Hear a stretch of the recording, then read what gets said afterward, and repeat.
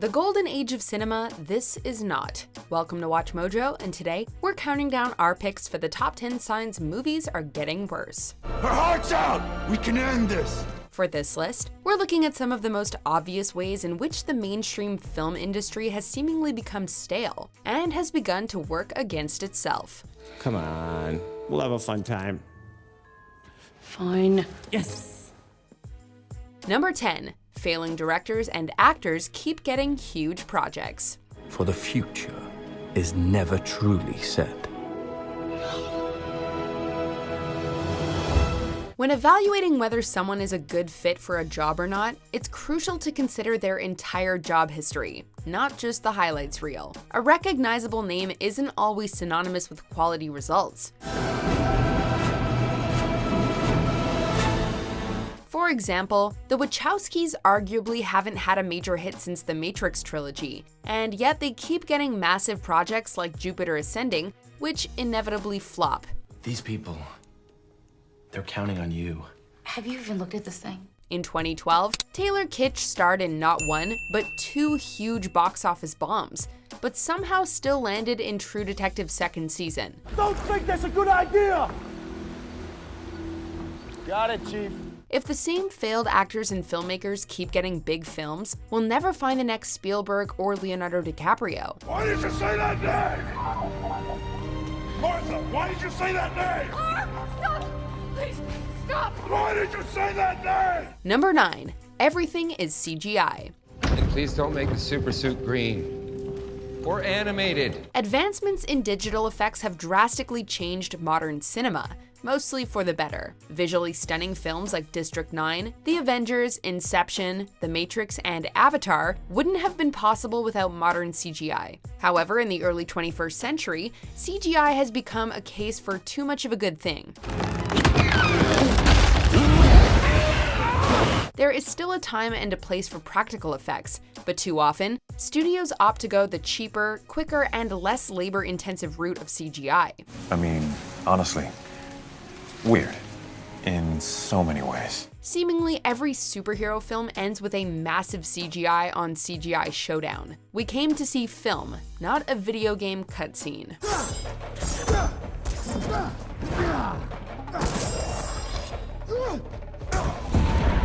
Number 8. Shaky cam and quick editing.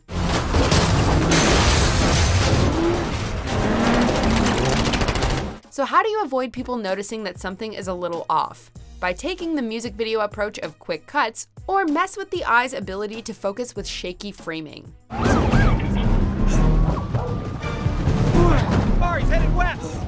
There's a time and a place for shaky cam, found footage films, a high-speed pursuit on foot,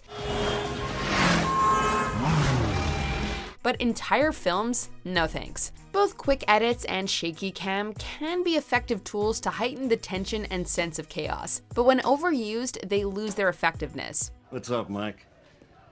Hey, what happened to that picture of us in Iraq with that camel? I mean, your girlfriend. Hey, is this for real? They've also become a bit of a crutch for filmmakers. Why craft a compelling sequence when you can just fake it via editing? Number 7. Too many films end on cliffhangers or teasers.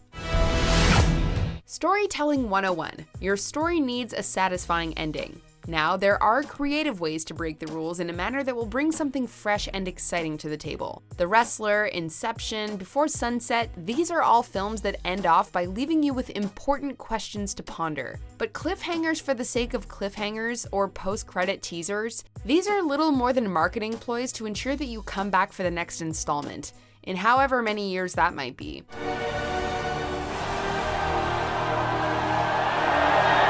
You can give us a teaser, but you better give us a satisfying ending first. Number 6. Every studio wants a cinematic universe.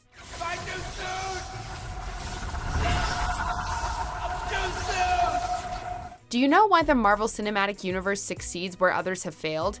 Because their films work independently of one another. Each film has a story with a beginning, middle, and end. Where are the Avengers? I'm not currently tracking their whereabouts. I'd say they've earned a leave of absence. The post-credits scene might tease the next story, but not until the first one is wrapped. All that interconnectedness is secondary. But based on the MCU's success, every studio seemingly feels that they deserve their own cinematic universe. My name is Jekyll. Dr. Henry Jekyll. Universal's Dark Universe, Warner Bros. Arthurian Universe, the DCEU, Sony. The problem is they spend so much time cramming the seeds of future films into these launch titles that the movies themselves fall flat. Number 5. Every IP gets a movie. And that's where we come in. The most important invention in the history of communication. Emojis. Cinema might be entertainment for the masses, but that doesn't mean that every popular product should be made into a film. Battleship, the Angry Birds movie, the Emoji Movie? When you start with such a thin concept, the narrative you craft will rarely succeed. Anger management class. Oh, pluck my life. With so many potentially great scripts floating around out there just waiting to get put into production, it's insulting to have these intellectual properties thrown onto the screen. Name recognition might be an important factor for getting people into theater seats, but names like these are silly enough to keep people away as soon as they recognize them. You all right? They ain't gonna sink this battleship, no way. Number 4. Studio interference. I'd like to give you a word of advice, though you ain't asked for none. As lucrative as the end product might be, filmmaking is an artistic endeavor. When you come between a director and their vision, the resulting film is bound to be somewhat soulless, and more often than not, less than successful with critics. Yeah, you get used to it. When studios hire a director, they're entrusting that individual with the responsibility of shaping the property. Or at least that's how it should work. This program was under your supervision, was it not? I already told you it was, but I wasn't there when it happened. With major think tanks behind franchises, however, movies tend to get made by committee rather than a scriptwriter and director. Studios might have the final say, but they seem to be exercising it way too much. If you think for a minute that I'm going to allow you to turn these kids into some kind of... You don't have a choice, Franklin, and neither do I. Number 3. Trailers show way too much. You think you're human? I am human.